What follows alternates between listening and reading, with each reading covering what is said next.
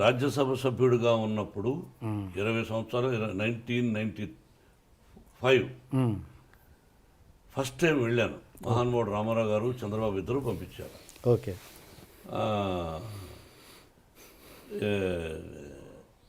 సడన్గా వెళితే నేను ఇంగ్లీషా బ్రహ్మాండంగా మాట్లాడలేను. అవును. అప్పటికంటే ఇప్పుడు కొంచెం బెటర్. అప్పుడు 30% అయితే ఇప్పుడు 75% ఇంగ్లీష్ మాట్లాడగలను బాగా అనిపిస్తుంది.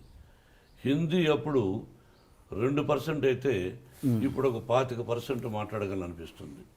తెలుగు భాష అప్పుడు అనర్గళంగా మాట్లాడగలను, ఇప్పుడు మాట్లాడగలను. కానీ జర్నలిజంలో తలకేస్తే మొలకు, మొలకేస్తే కాలుకి ఇలా వేస్తూ ఉంటారనే సంగతి అక్కడికి వెళ్ళిన తర్వాత తెలుసుకోగలిగాను. అంతే. సినిమా జర్నలిజం వేరు, రాజకీయ జర్నలిజం వేరు. Yeah, okay okay okay. And మీ వంశపారపర్యంగా ఎవరు మీ ఇదనుకుంటున్నారు? మీ ఏమంటారు, మంచు లక్ష్మి గారా, మన ఎవరు, మనోజ్ అండ్ విష్ణు, ముగ్గురిట్లలో ఎవరు మీ కెరియర్ని కొనసాగిస్తారు? అంటే మీన్స్ యాక్టింగ్ కెరియర్. సారీ, మీరు యాక్టింగ్ కెరియర్, కుటుంబ పరంగా మీ కుటుంబ acting career. I'm talking about acting career. కొంతమంది ఏం చేస్తున్నారంటే వంశం అన్నా అనుకోండి, వాళ్ళు వేరే విధంగా అంటున్నారు. ఓహో, ఈయన వంశం ఏమిటి అని. అంటే మా నాన్నగారు టీచరు, మా తాతగారు మామూలు ఇదిగా ఉండేవారు, నేను భక్తవత్సల నాయుడుగా మామూలుగా ఉండేవాడిని. ఏ విషయం మేమేమో రాజులం కాదు, రాజవంశం అని చెప్పుకోవడానికి కష్టపడి వచ్చిన వాడం, మధ్యతరగతి కుటుంబం వాడం. కుటుంబంలో మీరేమన్నారు? కుటుంబంలో యాక్టింగ్ కెరియర్, మీ నేను టాకింగ్ అబౌట్ యాక్టింగ్ కెరియర్. మన చేతుల్లో ఏమీ లేదు బ్రదర్. వాళ్ళ ఇక్కడ సినిమా రంగం అనేది అదృష్టంతో కూడా కూడుకున్న పని. వాళ్ళు యాక్టింగ్ పనికొస్తారా పనికిరారా అని అడిగారు అనుకో డైరెక్ట్గా. నా బిడ్డలు ముగ్గురు అత్యద్భుతమైన నటులు, ఏ పాత్రనైనా అవలీలగా పోషించగలిగినటువంటి నటులు. సక్సెస్ ఫెయిల్యూర్స్ అనేది కామన్. వాళ్ళు సక్సెస్ఫుల్ ఆర్టిస్టులు, ప్రజల చేత శభాష్ అనిపించుకున్న వాళ్ళు.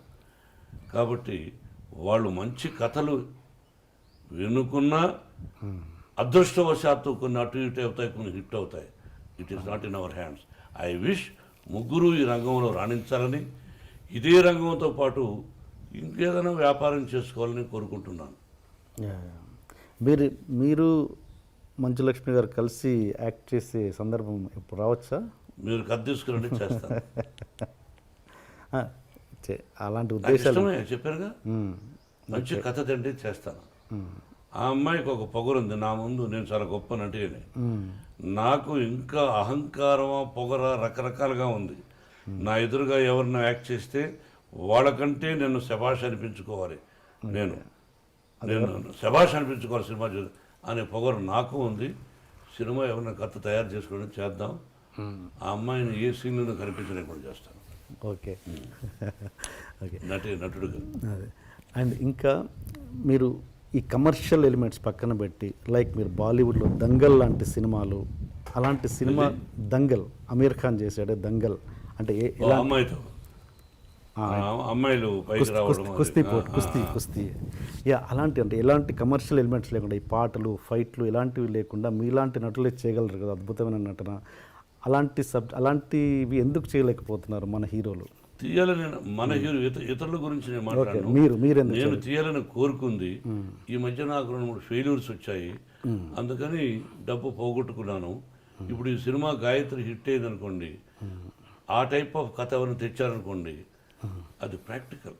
కొంతమంది ధైర్యం చేస్తారు.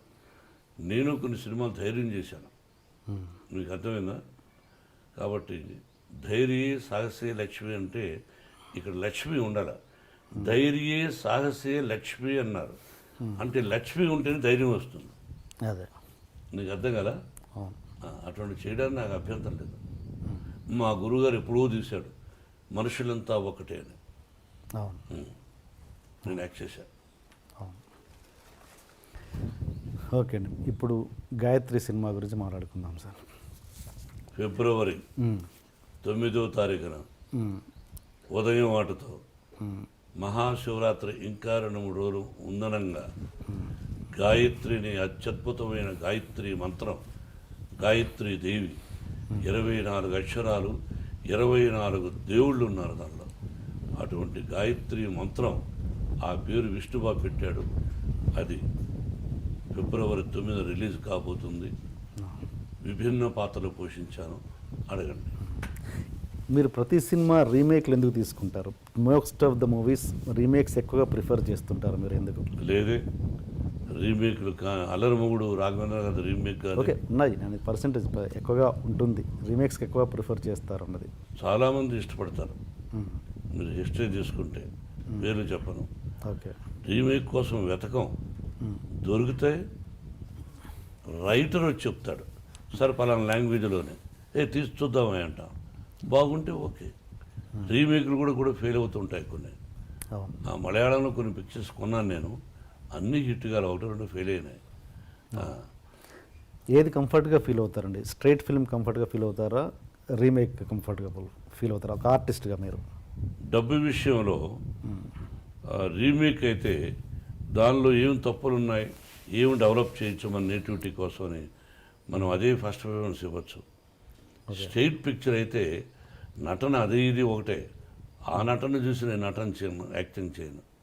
కథ తీసుకుంటాను తప్ప వాళ్ళలాగా మనం ఎందుకు చేస్తాం? అప్పుడు I become a fool. No, కథ ఒరిజినల్ స్టోరీ అయితే కొంచెం డబ్బు కూడా ఎక్కువ ఖర్చు అయ్యే అవకాశాలు ఉంటాయి. Okay okay. అండ్ ఈ సినిమా విషయానికి వస్తే డైరెక్టర్ మదన్ అండ్ రైటర్ వచ్చి డైమండ్ రత్నబాబు, అసలు వీళ్ళిద్దరికీ ఏ రకంగా చూసుకున్నా కనెక్టివిటీ లేదు. అంటే ఆయన ఒక కామెడీ సినిమాలు ఎక్కువగా చేసి పేరు వచ్చిన రైటర్, ఈయనేమో ఒక ఆనలుగురు లాంటి సినిమాలు చేసిన వ్యక్తి. అసలు వీళ్ళిద్దరు కాంబినేషనే ఎంతవరకు కరెక్ట్ అన్నది? బ్రదర్, కామెడీ రాసిన డైలాగులు రాసే వ్యక్తి ఒక రఫ్ అండ్ టఫ్ డైలాగులు కూడా రాయగలడు. ఓకే. రఫ్ అండ్ టఫ్ డైలాగులు రాసే వ్యక్తి కామెడీ సీన్స్ రాయడం కష్టం అవుతుంది. డైమండ్ రత్నబాబు అనే వ్యక్తి దీనిలో కొంచెం టఫ్ డైలాగులు రాశారు, రామాయణం మహాభారతాల గురించి రాశారు. అలాగే కామెడీ డైలాగులు లేవు దీనిలో. ఓకే. నేను కమెడియన్ కాదు ఈ సినిమాలో, చూడండి. అలాగే పరుచూరి గోపాలకృష్ణ గారు ఈ కథకు సంబంధం లేకపోయినా నా మీద ప్రేమతో 20 సార్లు వచ్చారు, 30 సార్లు వచ్చారు, రమ్మన్నప్పుడంతా వచ్చి కథా చర్చల్లో పాల్గొని కథలో లోపాలు కూడా ఉంటే చెప్పి శ్రేయోభిలాషిగా కొన్ని పంచెస్, అసెంబ్లీ రోడ్లాగా కొన్ని పంచెస్, 1 or 2 డైలాగ్, కొన్ని డైలాగ్స్ నా అగ్రజుడు రాశాడు. అలాగే ఈ సినిమాకు సంబంధం లేని P Vasu director, 1 of the top director అతను. కానీ తెలుగు ఇండస్ట్రీ నుండి కూడా కొంతమంది దర్శకులు మన బ్యానర్లో పనిచేసిన వాళ్ళు పిలిపించి కథ చెప్పి దీనిలో లోపాలు చెప్పమనేవాడిని.